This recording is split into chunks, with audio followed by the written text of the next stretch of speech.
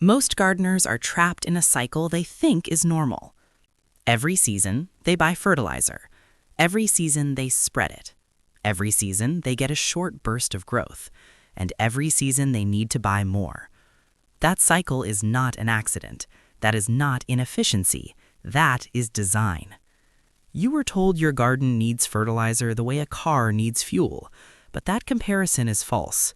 A garden is not a machine that runs on imported chemicals. A garden is a living ecosystem. And when a living ecosystem needs outside inputs every month just to survive, it means the system is broken. This is not a gardening problem, it is a dependency problem. Look at what's happening in the average backyard. You have kitchen scraps leaving the house in trash bags. You have leaves, grass clippings, and prunings leaving the yard in plastic bins. You have weeds pulled out and dumped. You have rainwater hitting bare soil and running away. Then you drive to a store and buy nutrients in a bag that were made in a factory and shipped across a continent. That is not gardening. That is outsourcing your fertility, then paying interest on your own waste. And the worst part is this.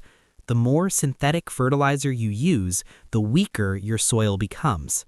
Why? Because synthetic fertilizer feeds the plant directly, but it does not build the soil biology that keeps fertility alive. It gives the plant a sugar rush, not a healthy metabolism.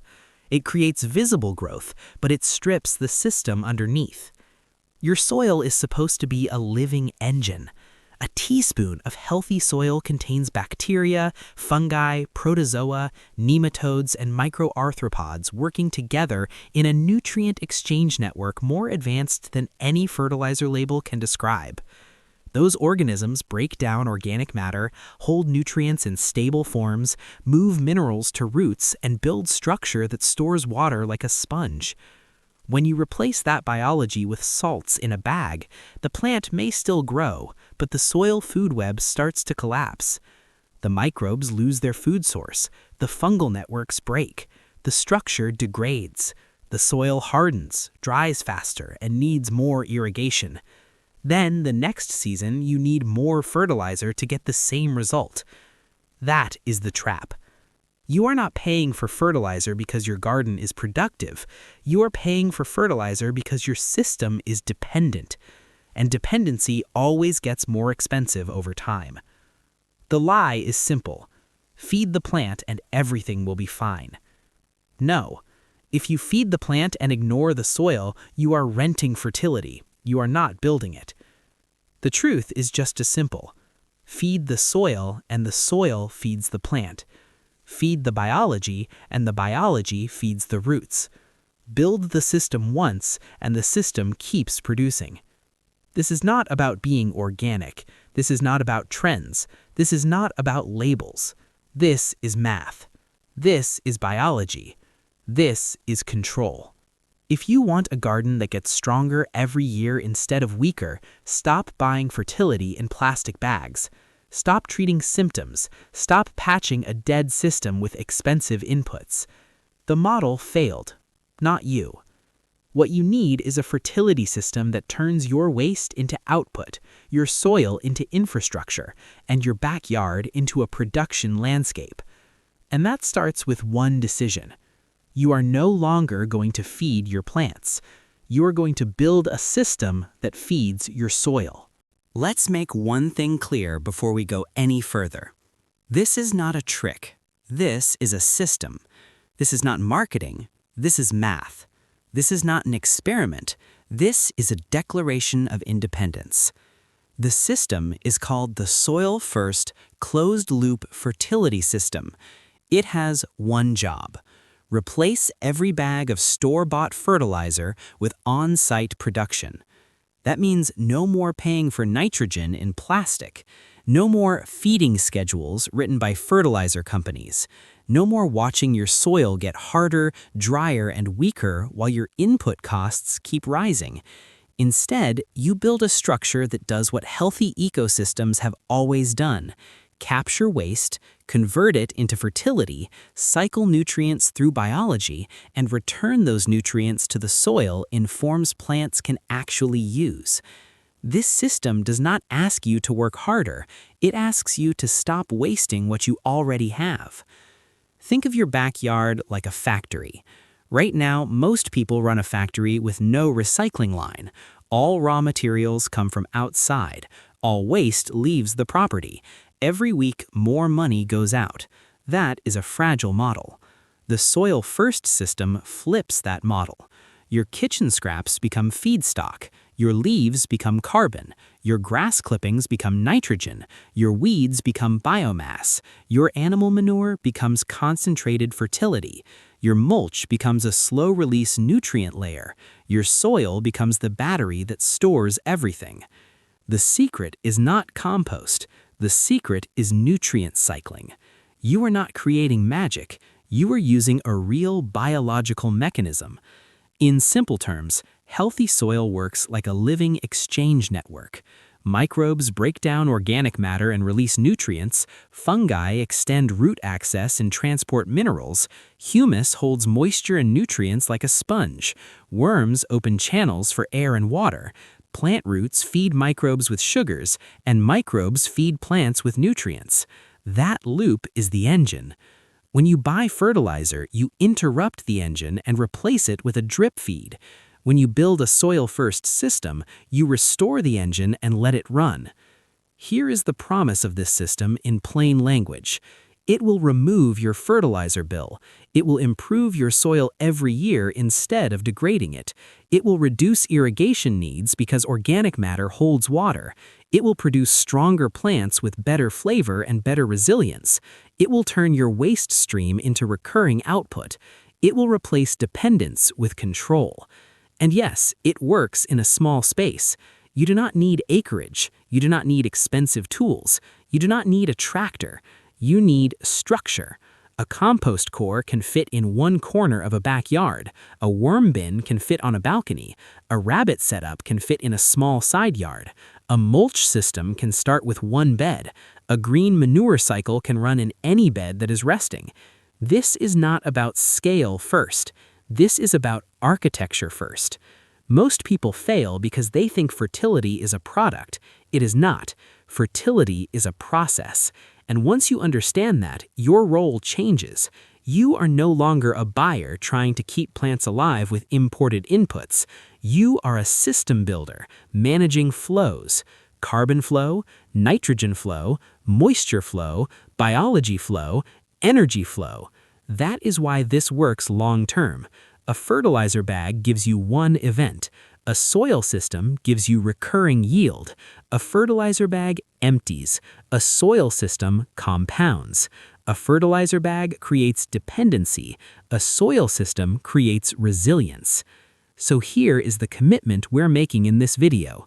We are going to build a 7-step fertility structure that can feed your garden without buying fertilizer ever again. Not by cutting corners, not by pretending nutrients come from nowhere, not by hoping, by building a closed loop. By the end, you will know exactly what to build, what to feed it, how to maintain it, how to avoid the common mistakes, and how to tell if it's working. And once this system is running, your garden stops being a consumer of inputs and starts becoming a producer of fertility. That's the shift. You are not gardening harder, you are structuring production. Step 1. The foundation. This is the engine of the entire system. If this fails, everything else becomes maintenance instead of production. Compost is not a pile of trash, it is a biological reactor. It takes dead material, kitchen scraps, leaves, plant waste, and converts it into stable fertility that your soil can store, cycle, and reuse. Think of it like this. A fertilizer bag is a one-time input. A compost system is a factory, and factories produce. What to do? You need a dedicated space where organic material can break down under controlled conditions. Choose a location you can access year-round. Partial shade is ideal, so it doesn't dry out too fast. You can use a simple open pile, a wooden bin, a plastic compost container. Minimum effective size, about 1 cubic meter, or close to it, to retain heat. Start simple. Do not overbuild. The goal is not aesthetics. The goal is function. Every time you generate organic waste, it goes here. Nothing leaves the property unused. Common mistake? Most people treat compost like a dumping ground. They throw things in randomly. They don't control moisture. They don't think about airflow. They don't understand that decomposition is a biological process, not passive decay. That creates slow breakdown, bad smells, nutrient loss, frustration. Another mistake is going too small. A tiny pile cannot build heat. No heat means weak microbial activity, and weak biology means weak output. Sign of success? You know your foundation is working when the pile warms up in the center, material starts breaking down visibly, the texture becomes darker and more uniform, the smell shifts from sour or rotten to earthy like a forest floor. That smell is not random. That is biology working. Step 2. Ignition. This is what turns your compost from a pile into an active system. Without proper balance, nothing happens. With proper balance, the system accelerates. This step is about feeding microbes correctly so they can do the work for you. The secret is not compost ingredients. The secret is ratio. You're not feeding a pile, you're feeding a microbial workforce. What to do? You need 2 categories of input: browns, dry leaves, straw, cardboard, paper, wood chips; greens, kitchen scraps, fresh grass clippings, manure, green plant material. The working ratio is simple: about 3 parts brown to 1 part green by volume. Layer them, mix them, keep feeding the balance. Then manage moisture. The pile should feel like a wrung-out sponge, not dripping wet, not dry and dusty. And give it oxygen. Turn the pile every few weeks, or at least loosen it. Why? Because this system runs on aerobic biology. When oxygen is present, microbes work fast and clean. When oxygen is absent, the system turns anaerobic. Bad smell, slow breakdown, nutrient loss. Common mistake. The biggest mistake is imbalance. Too many greens, pile becomes wet, heavy, and smells like rot. Too many browns, the pile stays cold and inactive. Second mistake, ignoring moisture. Too dry, biology stops. Too wet, oxygen disappears. Third mistake, neglect. People build a pile, then ignore it. No turning, no adjustment, no observation. That is not a system, that is abandonment. Sign of success. You know ignition is working when the pile heats up, sometimes noticeably warm when you touch it. There is no foul smell, material starts shrinking and collapsing inward, and you see steam when turning in cooler weather. That heat is not random. That is energy release from microbial activity. That is your system converting waste into fertility. Think of it like a furnace. You're not adding heat manually. You are building a structure where heat is generated automatically. At this point, you have something most gardeners never build: a functioning fertility engine. Not a pile, not a chore, an engine. And once an engine starts running, the next step is not to rebuild it. It is to stabilize it and let it multiply. Step 3. Reproduction. This is where your system stops being fragile and starts becoming stable. In Step 1 and Step 2, you built and ignited the engine. In this step, you protect it so it can run continuously. Because here's the truth: the secret is not compost. The secret is microbial life inside the compost. You are not building a pile, you are building a habitat. And if that habitat is unstable, the system collapses. What to do? You need to maintain 3 conditions. 1. Moisture stability.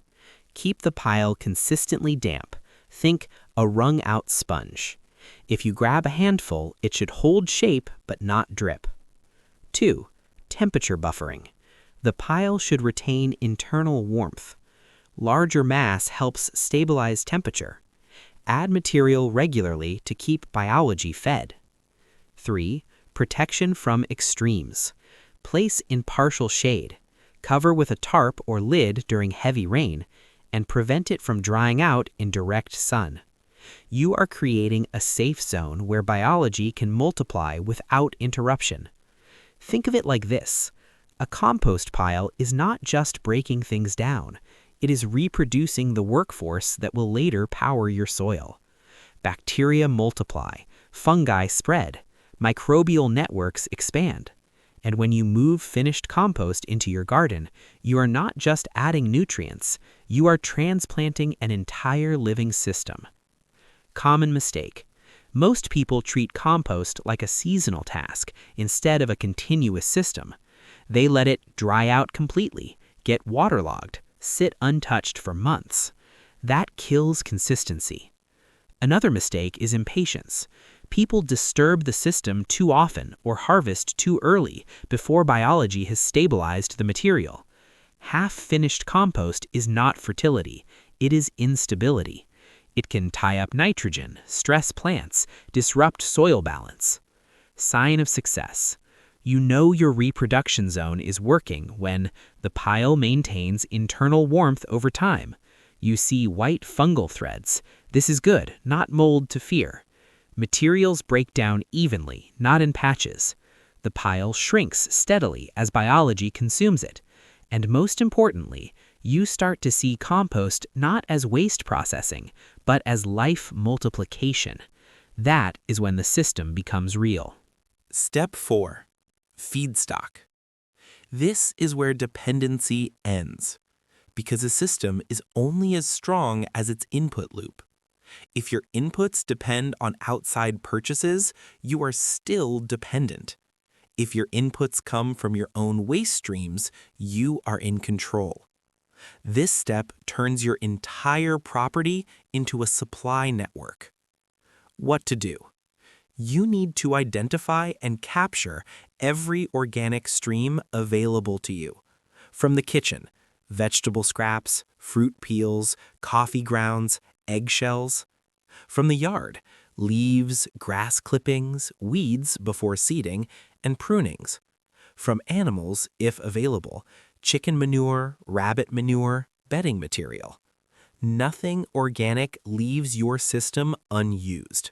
You are building a rule. If it decomposes, it belongs in the system. Now, here is the shift most people miss. You are not disposing of waste. You are feeding production. Every input is future fertility. Every scrap is stored potential. Think of your compost system as a conversion pipeline.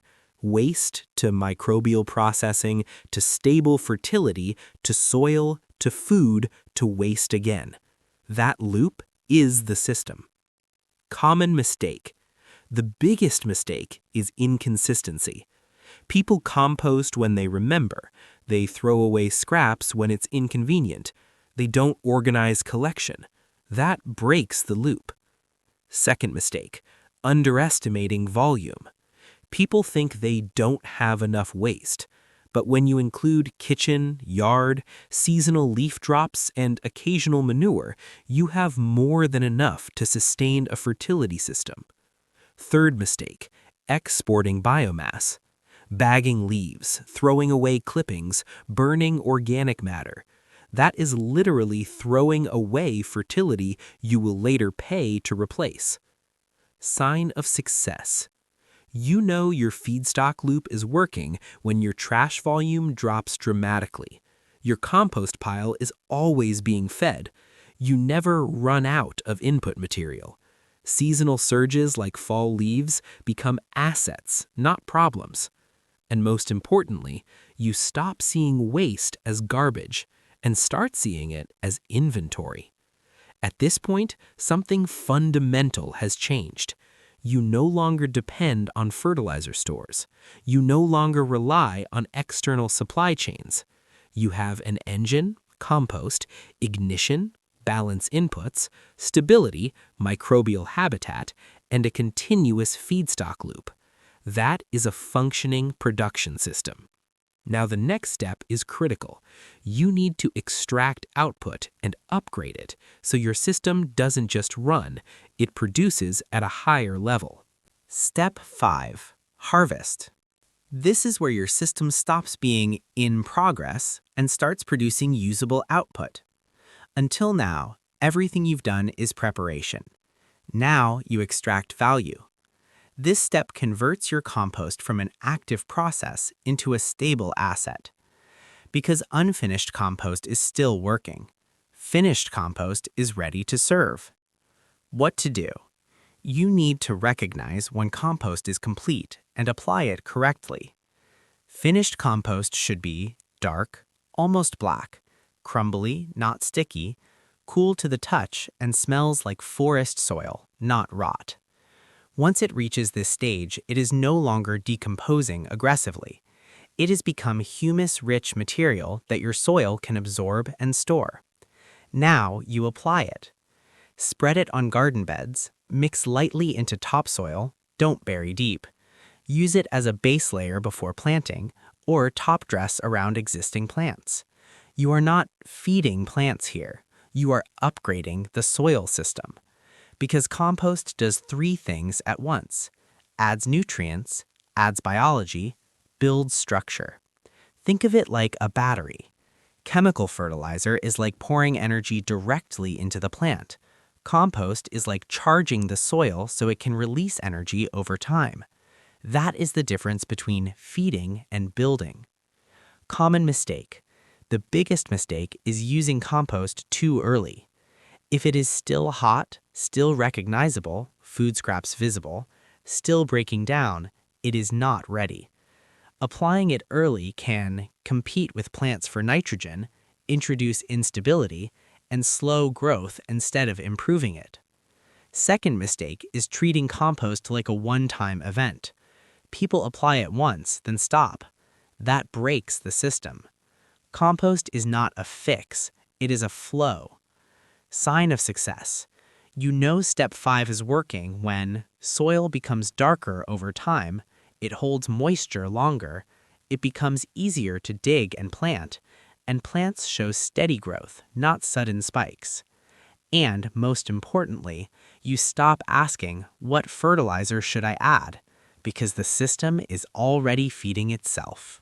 Step 6. Processing. This is where you upgrade your system from basic fertility to high-output fertility production. Compost alone is powerful, but when you add animals and plant-based nitrogen systems, you multiply output. You move from recycling to amplification. What to do? 1. Animal integration, nutrient concentration. Animals are not just for eggs or meat, they are nutrient processors. They take low-value inputs and turn them into high-value manure.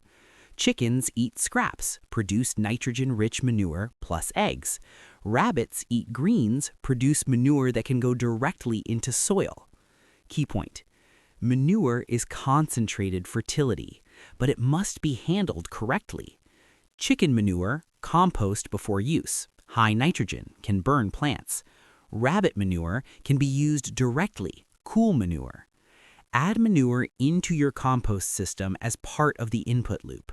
This increases nitrogen levels and accelerates decomposition. Now your compost is not just recycling waste, it is enriched. Green manure, growing fertility from air. This is where the system becomes almost independent of inputs. You grow plants not to eat them, but to feed the soil. Legumes like clover, beans, peas, fava have a relationship with bacteria that fix nitrogen from the air. That means you are creating fertilizer from nothing but sunlight and air. What to do? Plant green manure in empty beds. Let it grow until just before flowering. Cut it down, leave it as mulch or lightly mix into the soil. You are turning plant biomass into soil fertility directly. No purchase, no transport, no dependency. Common mistake: skipping this step entirely. Most people stop at compost. That limits output.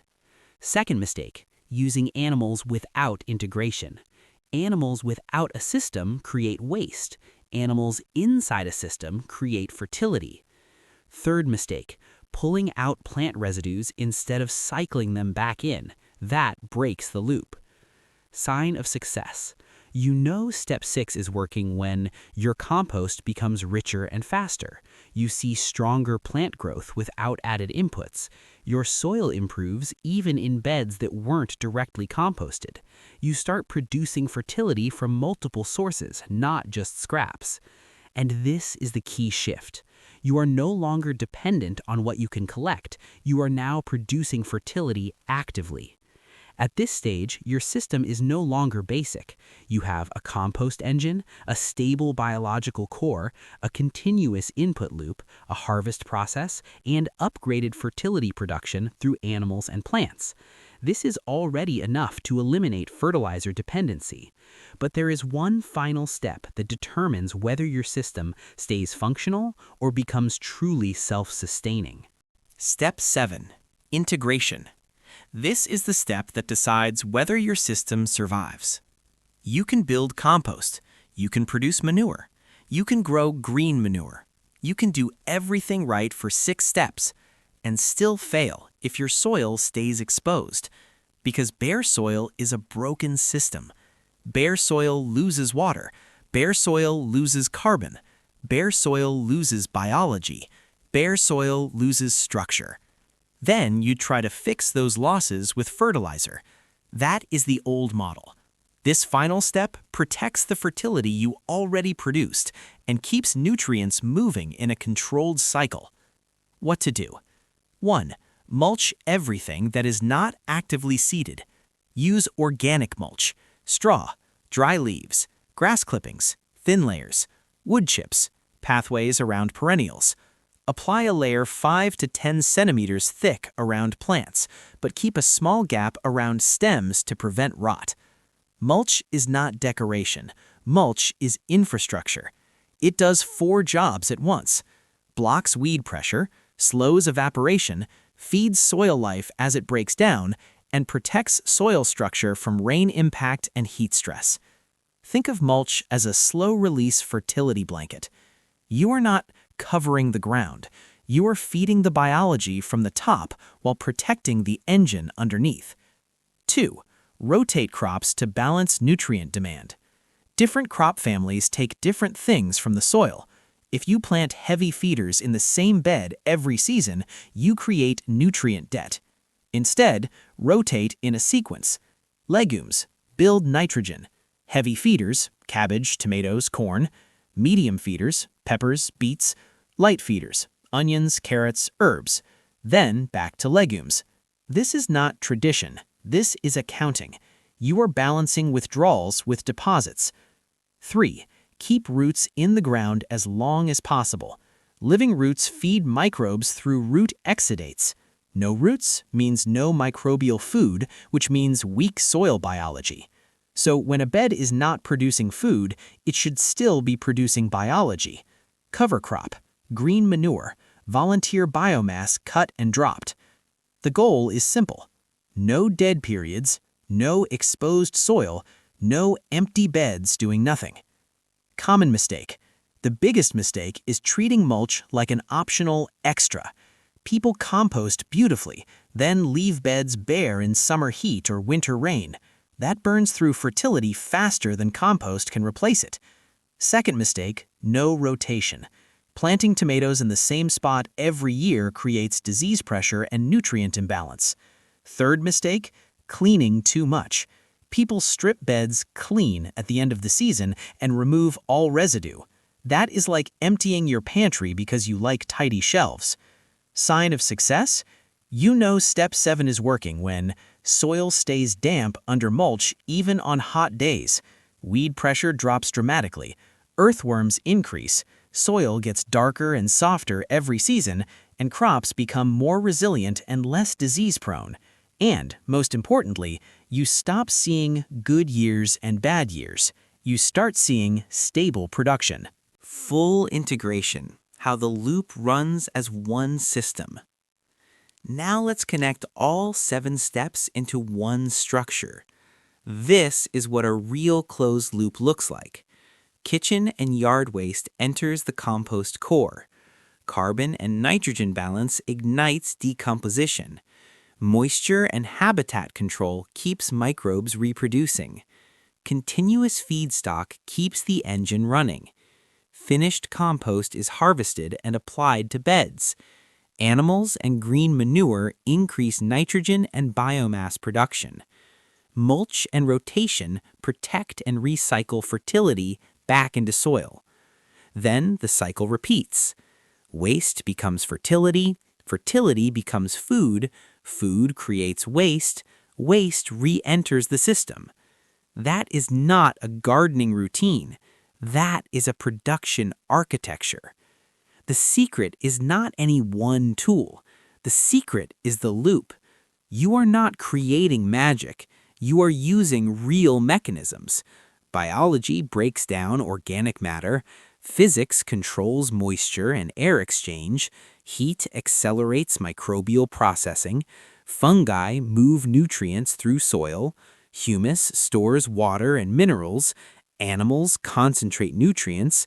Plants pull nitrogen from the air and carbon from sunlight. In simple terms, you are building a fertility factory powered by sunlight, microbes, and waste streams. No subscription, no monthly purchase, no dependency. The real test, does it compound? A system is only worth building if it improves over time. This one does. Year 1. You build the structure, you start composting, you start mulching, you begin the rotation. You may not see dramatic changes yet. That is normal. Year 2. Soil texture improves, water retention improves, plants become more stable. You start using less water and seeing fewer stress symptoms. Year 3. The system starts to compound. Soil is darker, beds are easier to work, compost cycles faster, pest pressure drops because plants are stronger. People ask what fertilizer you use. You tell them, none. Year 5. You are no longer maintaining a garden. You are managing an ecosystem with inventory. At this point, your soil can hold more moisture, buffer more heat, and cycle more nutrients than most store-fed gardens ever will. That is not luck. That is structure. What you should do this week. Start small. Do not build everything this weekend. Start with one layer. Build one compost bin, start one mulch-covered bed, plant one green manure crop, and add one manure source if available. One system, built well, maintained consistently. Small systems teach big lessons, and once one loop works, you add the next one. That is how dependence turns into capacity. That is how a backyard becomes a production landscape. That is how self-reliance stops being an idea and starts becoming inventory.